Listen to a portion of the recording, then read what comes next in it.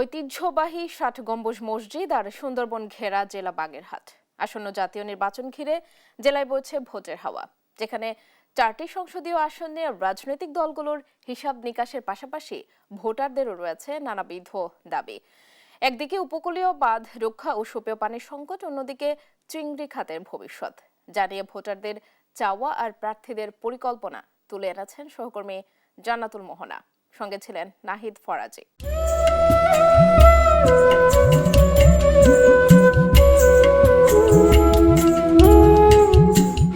সেই পঞ্চদশ শতকে হযরত খানজাহান আলী রহমতুল্লাহ আলাইহির হাতে যে সমৃদ্ধ শহরের গোড়াপত্তন, তার নাম বাগেরহাট। ৬০ গম্বুজ মসজিদ, খানজাহান আলীর মাজার, শত শত দিঘি সহ ঐতিহাসিক স্থাপত্য বেষ্টিত এ জেলায় ভোটার সংখ্যা প্রায় ১৩ লাখ।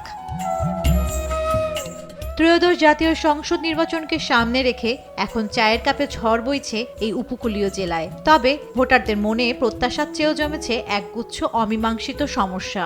বাগেরহাটের তো কোনো রাস্তাঘাটই নেই। সাধারণ একটা সদর হাসপাতালে যেতে গেলে একটা রুগী তাই রুগী হয়ে যায়, ওই জায়গায় একটা ডেলিভারি রুগী যেতে গেলে ডেলিভারি হয়ে যায়। যে আসে সেই কয় আমি করব কিছুই করে না। পরবর্তীতে তো লুইটে ফুইটে খাওয়ার পরে তো কোনো গরিবের যে পাশে তো দাঁড়াই না। সৎযোগ্য ব্যক্তি, এর থেকে বেশি কিছু চাওয়া পাওয়া নেই এবং আশাও নেই আমার। ছোট বড় সবাইকে মেনে দেখবে এক চোখে, এমন একজন প্রার্থী চাই। বাগেরহাটের প্রধান অর্থকারী খাত চিংড়ি আজ হুমকির মুখে। ঘের মালিকদের অভিযোগ, পানির লবণাক্ততা বৃদ্ধি আর ভাইরাসের প্রকোপে ভারী হচ্ছে লোকসানের পাল্লাই। আমরা যারা চাষি, আমাদের প্রতি একটু সুনজর থাকবে এবং পানিটা যাতে সরবরাহ ভালো হয়।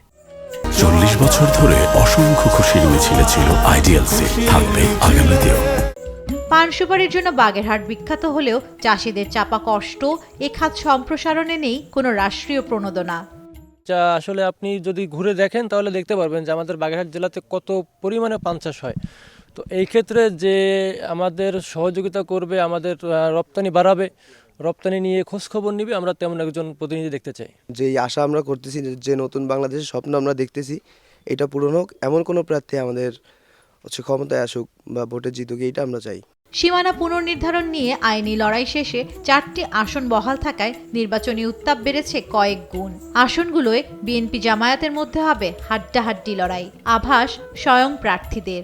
সকল ধরনের ভোটাররা আমাকে ভোট দিয়ে জয়যুক্ত করবে বাগেরহাটের সার্বিক উন্নয়ন করবার জন্য, এবং আমার সেই যোগ্যতা রয়েছে, আমার সেই মেধা রয়েছে। ১.৫ বছরে পুরো সময়টাই জনগণের সঙ্গে ছিলাম। যে জনগণ নানান দিক থেকে বঞ্চিত ছিল, সেই বঞ্চিত হওয়ার কারণগুলো চিহ্নিত করার সুযোগ হয়েছে, শুনেছি এবং সেটা সমাধানের পদক্ষেপ গ্রহণ করছি।